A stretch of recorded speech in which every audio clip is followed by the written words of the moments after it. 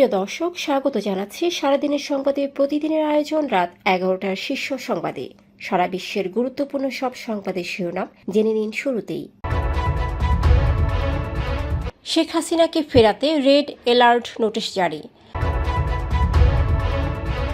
শাপলা প্রতীক না পেলে নিবন্ধন নেবে না এনসিপি, মন্তব্য সরওয়ার তুষারের। অন্যদিকে 19 অক্টোবরের মধ্যে এনসিপি প্রতীক না নিলে সিদ্ধান্ত নেবে ইসি। মিরপুরে গার্মেন্টসে অগ্নিকাণ্ড, 16 জন নিহত। জেএনজি বিক্ষোভে মাদাগাস্কারের প্রেসিডেন্ট দেশ ছেড়ে পালালেন, সেনাবাহিনী ক্ষমতা গ্রহণ। জুলাই স্মৃতি ফাউন্ডেশনের 13 জনের নামে মামলা। অন্তর্বর্তী সরকারের সময়ে বিচার বিভাগের পৃথক সচিবালয় হবে বললেন আইন উপদেষ্টা। অন্যদিকে কিছু উপদেষ্টা ষড়যন্ত্রে জড়িত, আমাদের কাছে রেকর্ড আছে বললেন তাহের।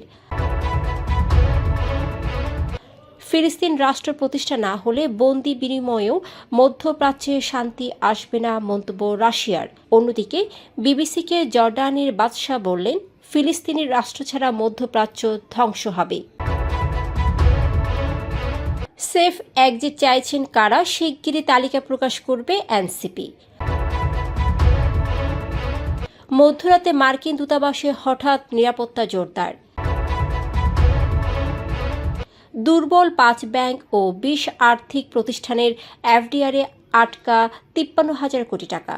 শুনছিলেন সংবাদ শিরোনাম, এবারে বিস্তারিত। ফ্যাশন ব্র্যান্ড মানে আর্ট।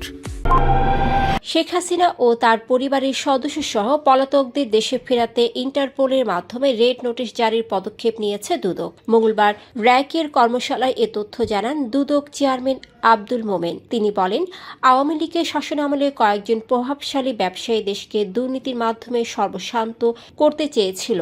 দুদক ভয়ভীতিহীনভাবে এসব তদন্ত চালিয়ে যাচ্ছে। তিনি দুর্নীতিবাজদের মনোনয়ন না দেওয়ারও আহ্বান জানান। একই দিন ইসি সচিব আক্তার আহমেদ জানান, এনসিপি 18 অক্টোবরের মধ্যে বিকল্প না দিলে প্রতীকের বিষয়ে সিদ্ধান্ত নেবে কমিশন। শাপলা প্রতীক না পেলে জাতীয় নাগরিক পার্টি নিবন্ধন নেবে না বলে জানিয়েছেন দলটির যুগ্ম আহ্বায়ক সরওয়ার তুষার। মঙ্গলবার ইসি সচিবের বক্তব্যের প্রতিক্রিয়ায় তিনি বলেন, ইসি সচিবের আচরণ স্বৈরাচারী, শাপলা প্রতীক দিতেই হবে, জটিলতা হলে দায় ইসি। তিনি আরও বলেন, ইসির সিদ্ধান্তের কোনো আইনি ভিত্তি নেই, চাইলে ইসি শাপলা প্রতীক তালিকাভুক্ত করতে পারে। তবে ইসি সচিব আক্তার আহমেদ জানিয়েছেন, বিধিমালায় না থাকায় এনসিপিকে শাপলা প্রতীক দেওয়ার সুযোগ নেই। 19 অক্টোবরের মধ্যে তফসিলভুক্ত প্রতীক বেছে না নিলে কমিশন নিজ বিবেচনায় প্রতীক নির্ধারণ করবে। তিনি আরও জানান, এনসিপির সঙ্গে 2 থেকে 2.5 ঘণ্টা আলোচনা হয়েছে এবং শাপলা বিষয়ে ইসি আগের অবস্থানে অনড়। রাজধানী মিরপুর শিয়ালবাড়িতে পোশাক কারখানা ও রাসায়নিকের গুদামে আগুনে নিহতের সংখ্যা বেড়ে 16 জনে দাঁড়িয়েছে। হতাহতের সংখ্যা আরও বাড়তে পারে বলে আশঙ্কা করছে ফায়ার সার্ভিস। মঙ্গলবার বেলা 11:30টার দিকে আনোয়ার ফ্যাশন কারখানা ও পাশের রাসায়নিক গুদামে আগুন লাগে। বিকেল 4:30টার দিকে ফায়ার সার্ভিস 9 জনের লাশ উদ্ধার করার তথ্য জানায়। সন্ধ্যা 7টার পর জানানো হয় মৃতের সংখ্যা 16। রাসায়নিক গুদামের আগুন এখনো জ্বলছে। কারখানার আগুন নিয়ন্ত্রণে এনে তল্লাশি চালানো হচ্ছে। জেএনজি বিক্ষোভের মুখে মাদাগাস্কারের প্রেসিডেন্ট আন্দ্রে রাজোয়েলিনা দেশ ছেড়ে পালিয়েছেন। বিরোধী দলীয় নেতা ও সরকারি সূত্রে সোমবার বিষয়টি নিশ্চিত করেছে রয়টার্স। সামরিক সূত্র জানায়, তিনি ফরাসি সামরিক উড়োজাহাজে করে দেশ ত্যাগ করেন। ফরাসি রেডিও আরএফআই জানায়, রাজোয়েলিনা ফ্রান্সের প্রেসিডেন্ট ইমানুয়েল ম্যাখোর সঙ্গে এক চুক্তি করেছেন। স্থানীয় সময় সন্ধ্যায় জাতির উদ্দেশ্যে ভাষণ দেওয়ার কথা থাকলেও প্রেসিডেন্ট কার্যালয় কোনো মন্তব্য করেনি। 25 সেপ্টেম্বর পানি ও বিদ্যুৎ সংকট ঘিরে শুরু হওয়া বিক্ষোভ দুর্নীতি ও দুর্বল শাসনের প্রতিবাদে ব্যাপক আন্দোলনে রূপ নেয়। সেনাবাহিনীর একটি বিশেষ ইউনিট বিক্ষোভকারীদের পাশে দাঁড়ানোর পর রাজোয়েলিনা দেশ ত্যাগ করেন বলে বিরোধী দলীয় নেতা সিতেনি র্যান্দ্রিআনা সোলোনিআইকো জানিয়েছেন। জিজ্ঞাসাবাদের নামে স্ত্রীসহ জুলাই যোদ্ধা বুলবুল শিকদারকে মারধরের অভিযোগে জুলাই স্মৃতি ফাউন্ডেশনের ১৩ কর্মকর্তা ও কর্মচারীর বিরুদ্ধে মামলা হয়েছে। মঙ্গলবার ঢাকার মেট্রোপলিটন ম্যাজিস্ট্রেট জুয়েল রানার আদালতে বুলবুলের স্ত্রী সাবিনা ইয়াসমিন এ মামলা করেন। আদালত বাদীর জবানবন্দি গ্রহণ করে অভিযোগ তদন্তে সিআইডিকে নির্দেশ দেন। মামলায় বলা হয় ২০২৪ সালের ১৯ জুলাই ফ্যাসিবাদ বিরোধী আন্দোলনে চিটাগাং রোডে পুলিশের গুলি ও হামলায় বুলবুল শিকদার ও তার ছেলে আহত হন। পরে ৫ই আগস্ট ফ্যাসিবাদের পতনের পর বর্ষা বিপ্লবীদের আত্মত্যাগের মূল্যায়নে জুলাই স্মৃতি ফাউন্ডেশন গঠিত হয়। বিচার বিভাগে পৃথক সচিবালয় অন্তর্বর্তী সরকারের সময় গঠিত হবে বলে জানিয়েছেন আইন উপদেষ্টা ডক্টর আসিফ নজরুল। মঙ্গলবার সুপ্রিম কোর্ট আইনজীবী সমিতি মিলনায়তনে অ্যাটর্নি জেনারেল কার্যালয়ের এক অনুষ্ঠানে তিনি বলেন, বিচার বিভাগ পৃথক সচিবালয়, গুম, দুর্নীতি দমন কমিশন ও মানবাধিকার আইন আগামী কয়েক সপ্তাহের মধ্যে সম্পন্ন হবে। এদিকে জামায়াতের নায়েবে আমির সৈয়দ আবদুল্লাহ মোহাম্মদ তাহের অভিযোগ করেছেন, অন্তর্বর্তী সরকারের কয়েক উপদেষ্টা প্রশাসনের বিশেষ দলের অনুগতদের বসিয়ে নীল নকশা নির্বাচন করতে যাচ্ছেন। মৎস্য ভবন মোড়ে এক মানববন্ধনে তিনি জানান, ষড়যন্ত্রকারীদের নাম ও কণ্ঠ রেকর্ড তাদের হাতে রয়েছে এবং এসব বন্ধে অন্তর্বর্তী সরকারকে হুঁশিয়ারি দেন। গাজায় যুদ্ধবিরতি ও বন্দি বিনিময় চললেও মধ্যপ্রাচ্যে দীর্ঘস্থায়ী শান্তি আসবে না বলে মন্তব্য করেছে রাশিয়া। দেশটির নিরাপত্তা পরিষদের ডেপুটি চেয়ারম্যান দিমিত্রি মেদভেদেভ সোমবার টেলিগ্রামে জানান, জাতিসংঘের প্রস্তাবনা অনুযায়ী স্বাধীন ফিলিস্তিনের রাষ্ট্র প্রতিষ্ঠা না হলে সংঘাতের সমাধান অসম্ভব। তিনি বলেন, ইসরায়েলি জিম্মি ও ফিলিস্তিনি বন্দীদের মুক্তি প্রশংসনীয় হলেও এটি মৌলিক সমস্যার সমাধান নয়।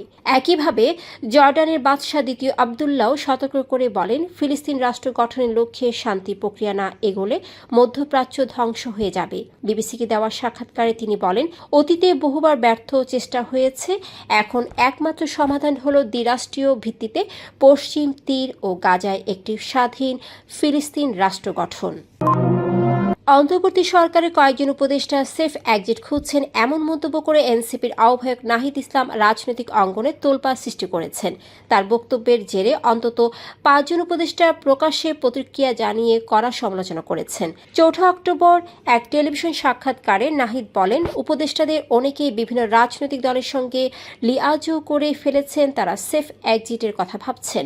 এ বক্তব্য দ্রুত ভাইরাল হয়। এনসিপি দাবি করেছে, সংশ্লিষ্ট উপদেষ্টাদের নামে তালিকা তাদের হাতে আছে এবং শিগগিরই তা প্রকাশ করা হবে। দলটির মতে নাহিদের বক্তব্য কোনো গোপন বিষয় নয়, বরং স্পষ্টভাবে দেখা যাচ্ছে কয়েকজন উপদেষ্টা নির্দিষ্ট একটি দলের প্রভাবাধীন হয়ে পড়েছেন, যারা আন্দোলনের রক্তের উপর ভর করে ক্ষমতায় বসেছেন। ঢাকায় মার্কিন দূতাবাসে নজিরবিহীন নিরাপত্তা জোরদার করা হয়েছে। দূতাবাসের নিরাপত্তায় যুক্ত হয়েছে ডিএমপির বিশেষায়িত সোয়াট team, CTTC, bomb disposal unit ও অতিরিক্ত পুলিশ সদস্য।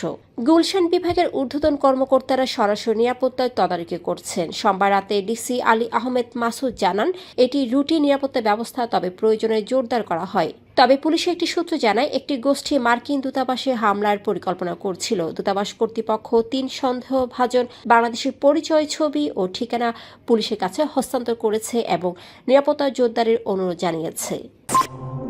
দুর্বল ব্যাংক ও আর্থিক প্রতিষ্ঠানের শুধু ব্যক্তিগত নয়, বড় অঙ্কের প্রাতিষ্ঠানিক এফডি আরও আটকে আছে। একীভূত হতে যাওয়া ৫ ব্যাংকের কাছে বিভিন্ন ব্যাংক ও আর্থিক প্রতিষ্ঠানের ৩৭,০০০ কোটি টাকার এফডিআর রয়েছে। এছাড়া ২০টি দুর্বল নন ব্যাংক আর্থিক প্রতিষ্ঠানে আটকে আছে আরও ১৬,০০০ কোটি টাকার বেশি, যাদের মধ্যে ৯টি প্রতিষ্ঠান বন্ধের সিদ্ধান্ত হয়েছে। খাত সংশ্লিষ্টরা বলছেন, রাজনৈতিক প্রভাব, কমিশন, বাণিজ্য ও উচ্চ সুদের লোভে এসব প্রতিষ্ঠানে টাকা রাখা হয়, যা এখন বড় সমস্যায় পরিণত হয়েছে। দুর্নীতি ও অনিয়মের কারণে এসব প্রতিষ্ঠান নিজে ডুবছে, অন্য কেউ ডুবাচ্ছে। কেউ কেউ বলছেন, এফডিআর এর বিনিয়োগে সুনির্দিষ্ট নীতিমালা প্রয়োজন। দর্শক, এতক্ষণ আমাদের সাথে থাকার জন্য ধন্যবাদ। প্রতি মুহূর্তে দেশ বিদেশের গুরুত্বপূর্ণ সব সংবাদ জানতে ভিজিট করুন www.সারাদিনেরসংবাদ.com ও চোখ রাখুন সারাদিনের সংবাদের অফিসিয়াল ফেসবুক পেজে। Fashion brand Mani Art. Men's, ladies and kids wear. Art. Be smart.